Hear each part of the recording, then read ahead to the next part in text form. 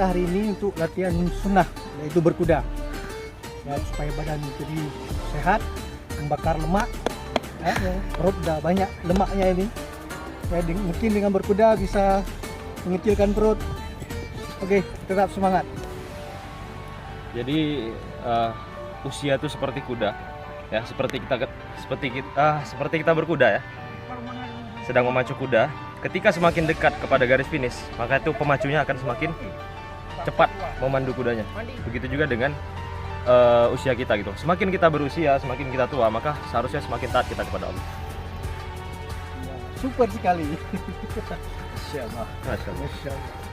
Gue ini TikToker. TikToker. Macam